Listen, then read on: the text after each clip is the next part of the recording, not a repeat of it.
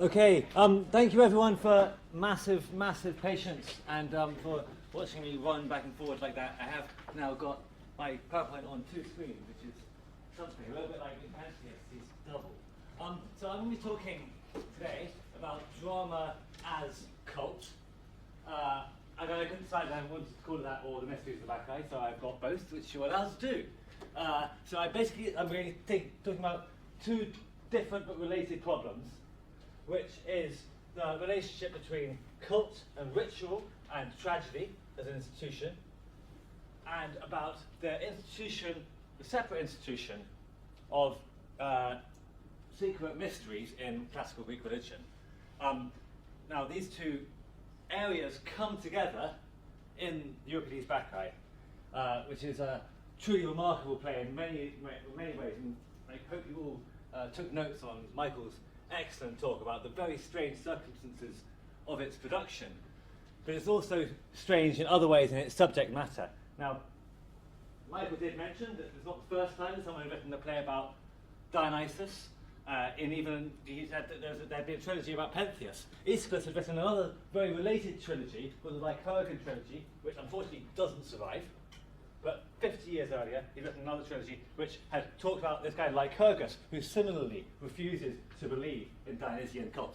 So, and this is important for what my presentation will go on to say, there's a sort of theme in Greek tragedy about the rejection of gods. And Dionysus, as the patron god of Greek tragedy, is certainly a regular protagonist in that set drama. Right. So, I'll just also start by saying something about the critical landscape of tragedy in the Bacchae more generally. People have been thinking about tragedy for obviously centuries, if not millennia. We have scholarship going back centuries. That's one of the lovely things about being a classicist, is that you feel, when you're a classical scholar, like you're carrying 500 years of scholarship on your back. Sometimes it's heavy. Sometimes it's heavy to carry all that scholarship, all that learning. But it's all there. It's one of the nice things about studying classics, is you've got so many great minds who have applied themselves to these problems. So with tragedy, though, and even with the Bacchae, part of the reason for the Bacchae's unpopularity is, which I mentioned in my brief talk this morning about why it wasn't performed for about 900 years, it was felt to be morally dodgy as a play, and also something slightly weird about the kind of Menadic excesses and ecstasies. Felt to be sort of somehow primitive, despite it being almost the last full tragedy that we have extant. It was felt to be somehow weirdly primitive, which is something we might discuss as well. Then that all kind of changed. So people were treating tragedy kind of like as Shakespearean drama. They're treating it like it's all psychological portraits about relationships, that you can see yourself in these characters. The chorus is maybe there for an ornament, maybe it's there as a bit of a distraction. Maybe you might grant it, these earlier critics, these Victorian critics, maybe it's an ideal spectator. Maybe it's the voice of the poet. They generally didn't think that the chorus was as important as we have now come to see it. Now, I'm obviously skipping over large passages of scholarship here, but in 1990 a book was published called Nothing to Do with Dionysus. And it was, this was a Greek proverb about the thing about tragedy is that it's got nothing to do with Dionysus. Isn't that funny? These scholars in 1990, a bunch of them who are now among the most prestigious scholars in the classical field, but at that time they were kind of young trailblazers, they said, actually, it's got everything to do with Dionysus. Or rather, all the things which had been excluded from the discussion of tragedy, we need to bring back in. So they wanted to bring in the social context of tragedy, the political context of tragedy. They were interested in religion in a larger sense, but in general they were basically wanted to put tragedy back in its historical context. And it goes with various other traditions of scholarship and other disciplines. But so though they did that, they didn't, as far as I can tell, pay enough attention to Dionysus himself. It was more about religion in general. And in fact, this has been noted by later critics, and this talk will be very much dependent on a critic called Richard Seaford, who you probably have come across if you've been studying the Bacchae. You may be using his edition. And Richard Seaford has got quite expansive ideas of the importance of mystery cults in the Bacchae and in tragedy more generally. And we don't have to follow him down all his different strange pursuits of mystery symbolism, but he's certainly the most forward-thinking person in this area. So, just to so quick recap, particularly if you guys haven't studied much tragedy, we just need to remember that just how important Dionysus is in the context of Greek tragedy. Plenty of the performed city Dionysian, as I said earlier. These are Athenian festivals in honour of Dionysus. It seems to happen maybe in March or April. The festival is not simply devoted to drama, as well as the procession with phalloi, which I think I mentioned earlier. These huge processions with carrying enormous phalanxes down the street. And the sacrifice of the bull. There are also dithyrambic performances. Now, dithyramb is not something which you will study much in school. In fact, it's not something which people study that much because there isn't that much which survives. But it is very, very important. In fact, it's so important that people actually think Aristotle, no less, thinks that tragedy evolved out of dithyramb. Our first literary reference to dithyramb is from the 7th century. Archilochus, who's also the first poet who's not writing like Homer, not writing an epic meter. He says, I know how to lead the fair song of Lord Dionysus, the dithyramb, when my wits are fused with wine. He knows how to lead the dithyramb, right? That's one thing about the dithyramb we have to know. The dithyramb has a leader. Right? It's a chorus with a leader. That's quite important for the development of tragedy. Tragedy develops out of this choral poetry with a leader who then becomes a protagonist. That is at least the traditional view of how tragedy evolves. Now, competitions at the city Dionysia between 10 tribes, choruses of 50 men and 50 boys from each of the 10 tribes of Athens. Right? So think how many people that is. If you just quick top that up in your head, that's 50 people, 50 boys and 50 men from each tribe, that's 100 people from each tribe, that's 1,000 competitors in the dithyrambic contests. There are far, far more people involved in the dithyrambic contest than there are involved in the tragic contests. So, though we have the tragedies which survive, and we think the tragedies are the most marvellous artifacts of Greek civilization, it's obviously a terrible mistake to treat tragedy in isolation or to forget that tragedy is part of a wider celebration of Dionysus. And that celebration of Dionysus would include dithyrambs, and I think there's good reason to think that the dithyrambs were at least as significant a draw for visitors to Athens as the tragedies themselves. Right, told tragedy evolved from dithyramb with the addition, poet by poet, Aeschylus introduces a second act. This is the story which Aristotle tells. Now, lots of people think Aristotle's making it up, but we don't have much other evidence, so sometimes we have to go with him. Right, I just thought I'd put this up there just because we might as well have a look at dithyramb rather than just talking about them. Dithyrambs, here's a fragment. Most of our dithyrambs only survive in little papyrus fragments or in quotations, so this is just the beginning of a dithyramb. I just want to draw your attention to a few things which connect it to tragedy. Comes to the chorus. There's a chorus which is dancing, very important, right? So he's explaining the Olympians to come to it. Then he says he proceeds from Zeus. He talks about Zeus first. Then, with a splendid song, secondly to that ivy-knowing god, whom we mortals call Bromius. We know Bromius. Bromius is Dionysus. As we sing the offspring of the fathers and of Cadmean women, right? Then, so it's going to be a song in praise of Dionysus. I just wanted to draw attention to this. Like I say, I do not fail to notice the clear signs. The nectar-bearing flowers bring in sweet-smelling spring. Right? We know in the Bacchae, if you have read the play, but I think you will find out this afternoon if you haven't. There's a deep connection between Dionysus and growth. Right? It's a connection with other gods have as well. But you know this festival is happening in March or April. I don't know if any of you have ever been to Greece in March or April. The whole place is carpeted with the most beautiful flowers. And in the summer, it's all burnt out. But in the spring, this is when this festival happens. This is when they're celebrating Dionysus. You can see that this would fit in the City Dionysia festival. Voices of songs echo to the accompaniment of pipes, and choruses come to assembly of the circling headband. Right, we're talking something a bit like a tragic chorus there.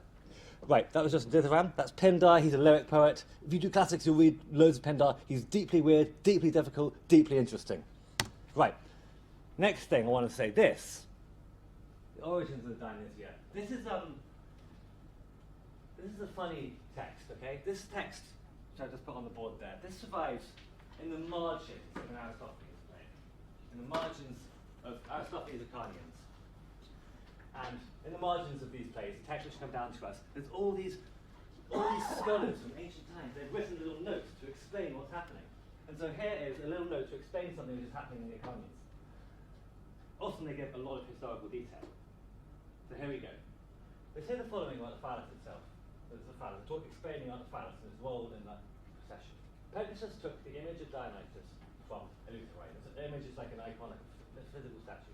Eleutherae is a city of Boeotia, that's northwest of Athens, and came to Attica. The people of Attica did not receive the god with honour, but their counsel did not go unpunished, because the god got angry and a sickness afflicted the men's genitals, and the affliction was incurable. As they succumbed to the sickness, which proved beyond all human magic and science, they were quick to send ambassadors. When the ambassadors returned, they said that the only cure was to celebrate, or the process, the god with all honours. So after they obeyed the report of the oracle, they constructed phalloi, private and public. And with these, they kept honouring the god, making phallic parades a memorial to their suffering. Right, this is a strange story.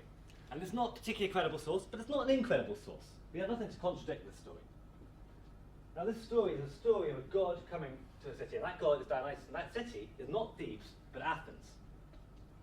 This is a story of a city which rejects that god and is punished by that god. Now, I do remind you, this is not in a scholia to the Bacchae, it's a scholia to the Iconians.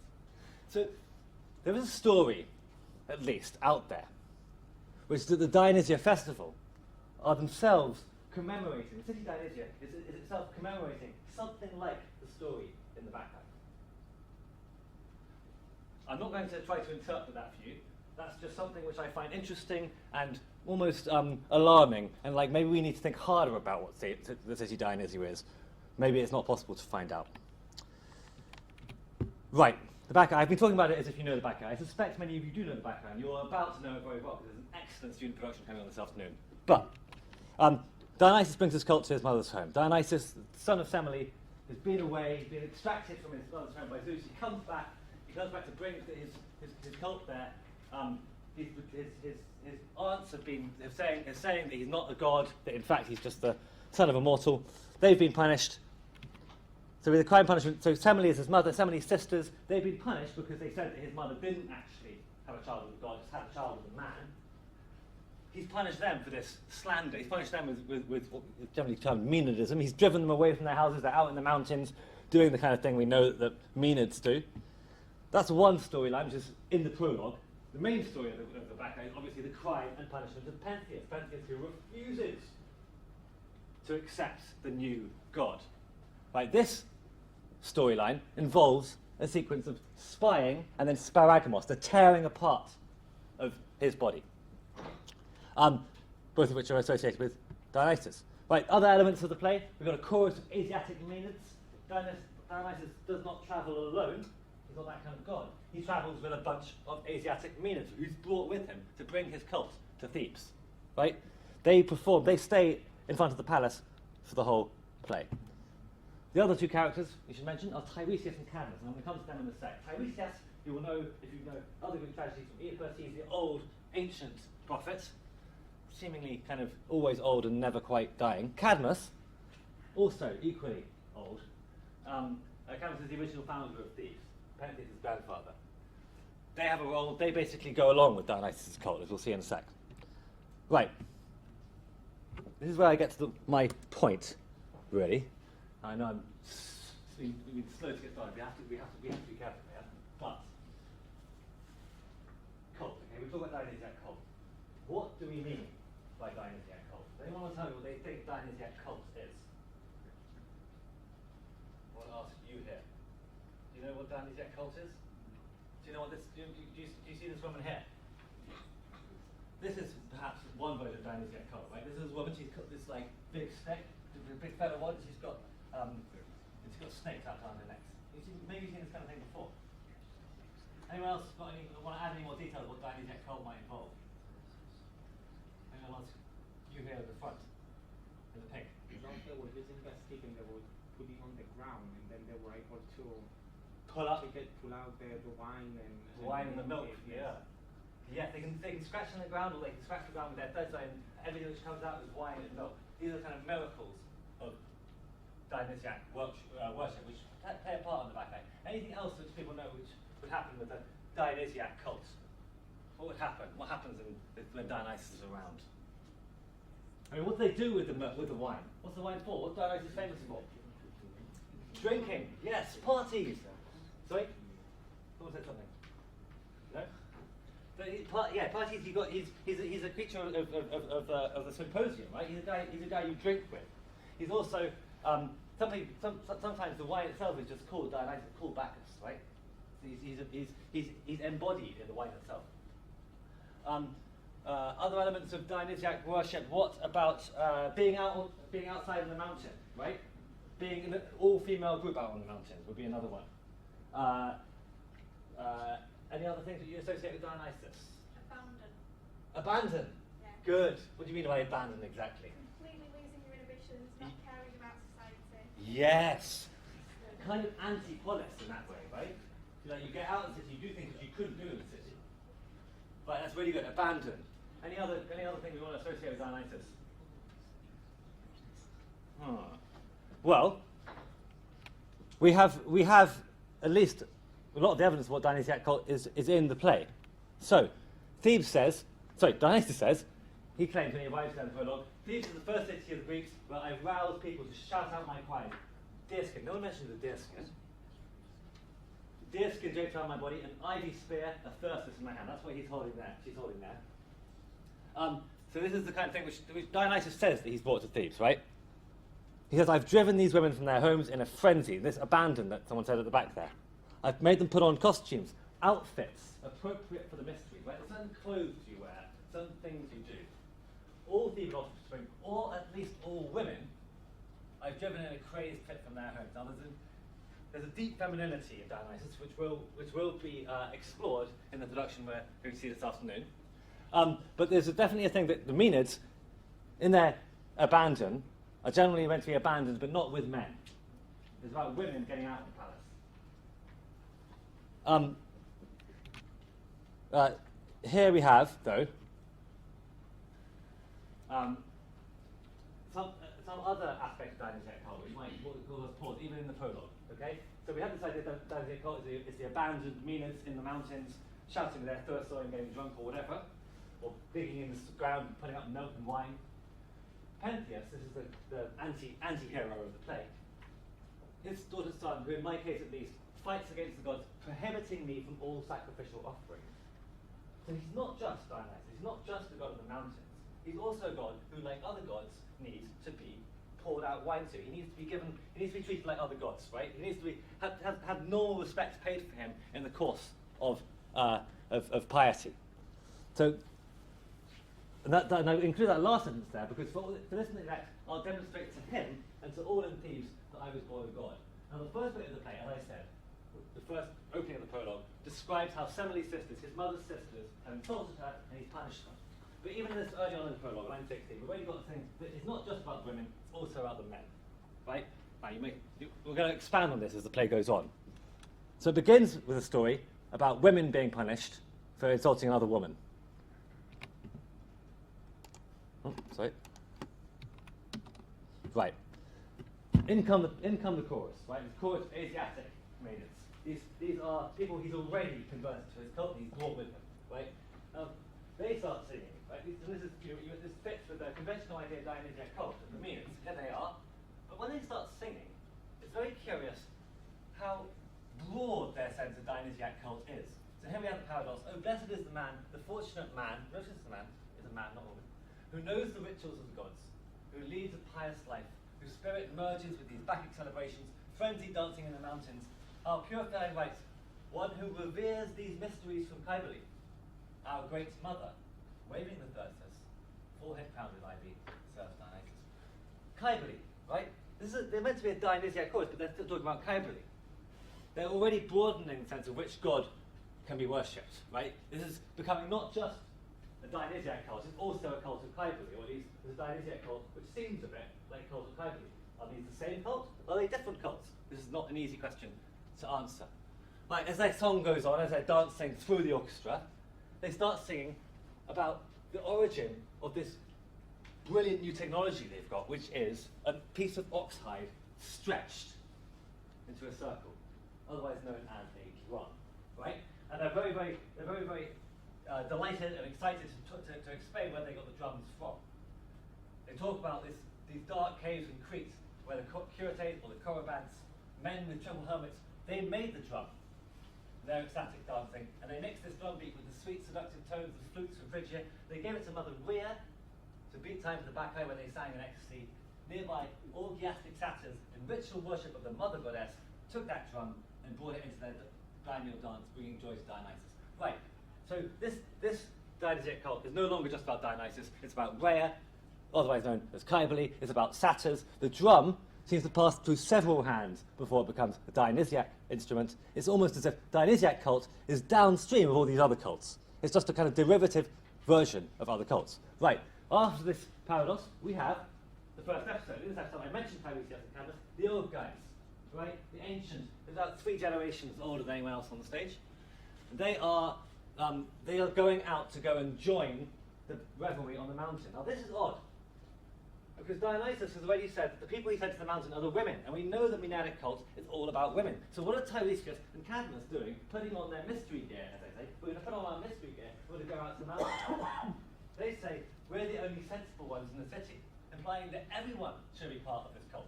It's no longer just a cult for women, it's a cult for men and women. Now, the reason why I'm trying to draw out confusions, in fact, maybe I'm even trying to confuse you a little bit, is that I don't think that it's possible to talk about the introduction of a cult to Thebes by Dionysus. There are several cults which are introduced at the same time. And if we get away from our singular obsession with the Menads, we can, with the Menadic cult, with the women and their crazy clothes and their crazy digging in the soil and their production and their tearing apart animals and wearing the fawn skins and all that stuff, if we can put that aside just for a moment, we can see that in the Bacchae there are lots of other religious weirdnesses going on. Now, this is what Tiresias says, okay? When Pentheus comes out, the king comes out, and he says, this is all rubbish, they're actually worshipping Aphrodite, these women are loose women, they're just up there pleasing themselves in a despicable way on the mountain. He says, no, you're wrong, Tiresias says. Among 2 human beings, 2 things stand out preeminent, highest rank. The goddess Demeter is the first. She is the earth, but you can call her any name you wish. And she feeds mortal people cereal grain. The other one came later, born of Semele. He brought with him liquor from the grape, something to match the bread from Demeter. He introduced it among mortal men. So you have these 2 gods. You've got Demeter and you've got Dionysus. These are the 2 most important gods, Tiresias says. One gives you bread, one gives you wine. These are the most important things. You might think, yeah, bread and wine, they go together. That's a solid combination. It's a bit of a strange connection. It's not one which is regularly made. I'm going to take a diversion here, away from Bacchae, because I think that the connection between Demeter and Dionysus in that scene is not straightforwardly one between bread and wine, it's one between 2 different mystery cults, right? So, a mystery cult is a difficult thing to explain, because despite 2,000 years and all those 500 years of classical scholarship that we have, no one actually knows what the mystery cult really was. It was a secret you could not talk about. You could not, once you participated in it, you were not allowed to repeat anything that you'd seen in the mysteries. So, remarkably, despite thousands of people being initiated, for centuries after centuries, thousands of people being initiated, we don't know what they were initiated into. The main mysteries in classical Athens, and you can almost call this their national religion, are the Eleusinian mysteries, right? Now this is the mysteries of Demeter. Demeter, to cut a long story short, loses her daughter Persephone. You probably know the story. Persephone is stolen away by Hades. Demeter searches the world for her, cannot find her. Then, as part of that search, is welcomed in Eleusis, which is a little town near Athens now, an oil refinery. And in Eleusis, she sits there, she's looked after there. When she finally gets her daughter back, she does by kind of going on strike and stopping anything growing. Eventually her daughter comes back. She gives to Eleusis the mysteries. She showed the conduct of her rites. She taught them all her mysteries. Awful mysteries which no one may in any way transgress or pry into or utter. So the deep awe of the gods checks his voice. And happy Obios among mortals is he who has seen these things. But whoever is uninitiated in the rites, that's all of us, whoever takes no part in them, will never get a share of these sorts of things that the initiated get once they die, down below in the dank realms of myths. So this is the kind of thing that mysteries promise. They promise you a better afterlife. You have to get it, otherwise you're going to be damned to roll around in the mud. Now this Eleusinian mystery seems to me to have, and to to Richard Seaford, I should say, to have very much echoes in the Bacchae. Here we have the paradox, which I quoted to you earlier. Blessed is the man, the fortunate man, who knows the rituals of the gods. This is the word for rituals there is teletes. It's the word which is the same word which is used for the mysteries of Eleusis. We know that basically you are made lucky by participating in these rituals, right? Next connection I want to draw out is the kind of terrifying experience of the mysteries. This is, as I said, we don't actually know what people found out in the mysteries. Some people say, Aristotle says, it's not a matter of learning anything, it's just a matter of suffering something. You go to the mysteries and you suffer something, and that is what changes you. Here is someone writing about the mysteries from a point of view of how to become wise, learning and studying. And it's a little bit like going through the mysteries. There's an experience like those initiated into the great mysteries. At first, wanderings and tiring runnings to and fro and anxious journeys. This is a description of mystery experiences, mystery cults. You go to Eleusis. Wanderings and tired runnings, and then before the completion itself, all the terrors, the shuddering, the trembling, and the sweat and the awe. And then from this, a wonderful light met him, and pure places and meadows received him, having voices and choral dancing and solemnities and sacred sounds and holy visions, among which he now, complete and initiated, become free and moving round at large and crowned, celebrates rites and is holy with pure men, looking down on the uninitiated and the impure mob. Here, in one darkness trampled by itself and driven together. Now, this is supposedly an experience of mystery. We don't even know if these are Eleusinian mysteries. They're called the Great Mysteries. This is something which you might think, in Aristophanes' Frogs, we see a chorus of initiates who have been initiated into Eleusis. And they also draw a connection between their initiation in Demeter and their initiation with Dionysus. Now stand away, all of you who don't know our sacred phrases, or has a dirty mind, or has never witnessed or participated in our lusty dances, and the orgies of the noble muses, or was not initiated into the language of the Bacchic rites. Right, so these initiates of Eleusis are also initiates of Bacchus. So we have this idea, quite a strong idea, that you can be initiated into Dionysiac cults. What you would learn, what would actually happen to you, we don't know. But we do have, in the Bacchae, some image of this experience. So, here we have, much later on in the Bacchae, when Dionysus has shaken the palace of Pentheus to prove his strength, the chorus have fallen to the ground in terror. And he asks them, do you lie there on the ground prostrate with fear? It seems you feel Dionysus' power as he rattled Pentheus' palace. Get up now, be brave, and stop your trembling. How happy I am to see you once more, our greatest light in all the joyful dancing. We felt alone and totally abandoned. That's the word which we had earlier. So, in this experience of the chorus, in that moment of terror at the centre of the play, they go through a process in total darkness and despair and trembling. Just like that description in Plutarch, which I showed you a moment ago, about the terrified wanderings and then the sudden light which comes at the end of it. We know this is what happened at the mysteries. You were confused, you were scared, you were maybe on drugs. And then at the end of it, light comes. And you feel blessed and happy and hopeful forevermore.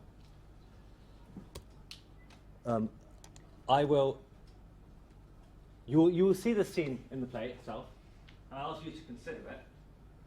Richard Seaford thinks, on a much larger scale, that the Bacchae is about an initiation in which Pentheus himself is a sort of anti-initiate, because he goes through the terrifying thing, he goes and watches the secret rites of Aeneas, but he doesn't survive.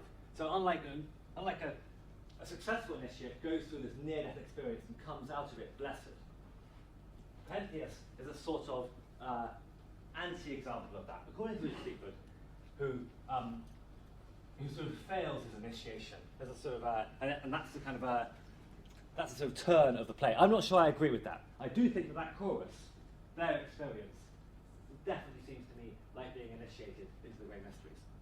But I will leave you to be the judges of whether or not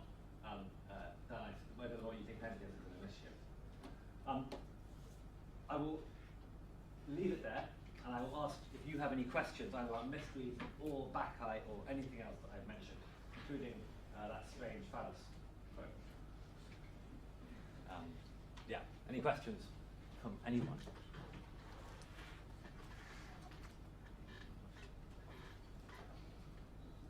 About the Minos, then, the people of Minos. Yeah. So if the chorus are initiated, Yeah. and Pentheus isn't, though he witnesses it goes through the storm, what about Minos? Because they carry out the rituals, don't they? I know. They do the rituals. I know, this is difficult. So for instance, agave, like, you know, what does agave, you know, he says at the beginning, guys, he says they have to learn. Well, what do they learn? What is it that agave learns? I find it weird. It's true. Are they initiated, or are they also failed initiates? They seem to have a pretty rough time of it, and they don't seem to come out of it blessed in the way that initiates are supposed to do. So I think that's a good point. I mean, I think there's a lot of collateral damage in this play. You know, Cadmus particularly he doesn't do anything wrong. Question. Could you argue that Pentheus is in fact initiated successfully because he goes through the trials, the blindness, apparitions of light and the mirrors, and in the end he submits to Dionysus. He wears the clothes, and it is Dionysus' will.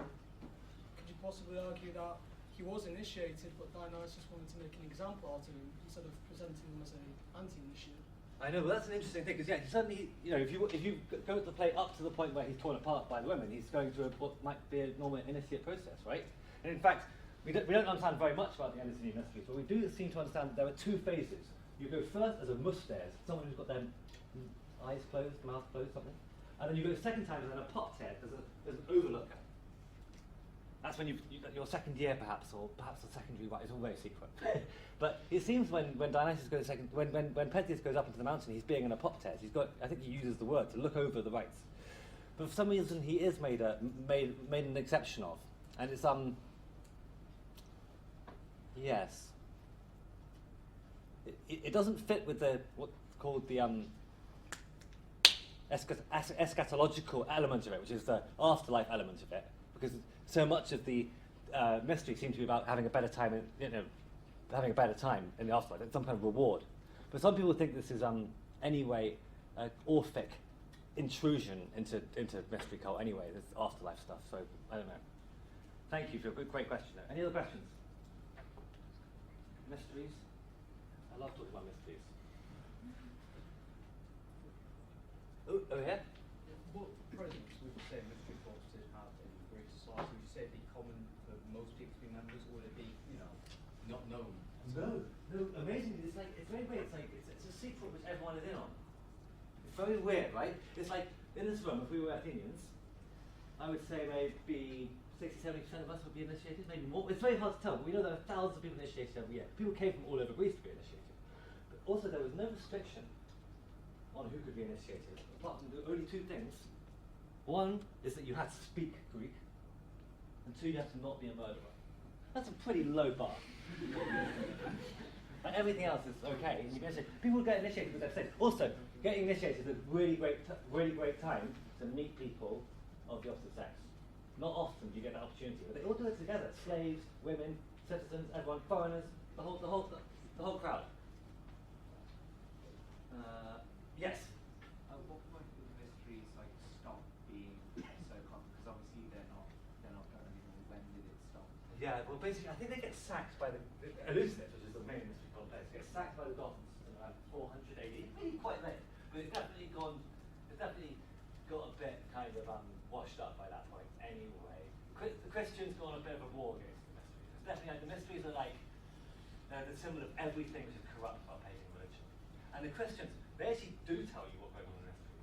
They actually say, you know what it is? It's all about sex. At the end of it, they hand you a phallus. That's what they say. That seems a little bit like something. Other Christians like, you know what happens at the end? It's like an incestuous marriage between Zeus and Persephone. That's what it's all about. And then you watch them having sex. That's what they say about the mysteries, right?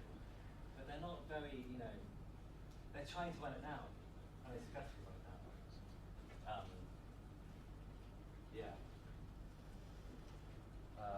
But definitely still very popular in Roman times, for instance. Any other questions? Oh, there. Was it expected that you sort of a mystery monogamist? I mean, there must be other mystery cults. Is there evidence of people being members of multiple? And an inner initiates of multiple who just not know? That's really interesting. Yeah. Do you think? Yeah, would you just feel? Would it be? I got my vaccination, got my Eleutherian initiation. I don't need a Samothracian one or any other one. Yeah. I'm assuming some were rather more exclusive. You had to be from a certain class or whatever to be allowed to. Yes, I think that's definitely true. And I think Orphic rites often become much more exclusive. And this is just quite unique in its expansion. Like the ones on Samothrace island in the North Aegean, very hard to get to. But I think King Philip of Macedon meets his wife there. I can't be sure. Any other questions about mysteries? Maybe, yeah. Yeah, I don't know. Okay, I think it is maybe lunchtime. So thanks very much, and see you.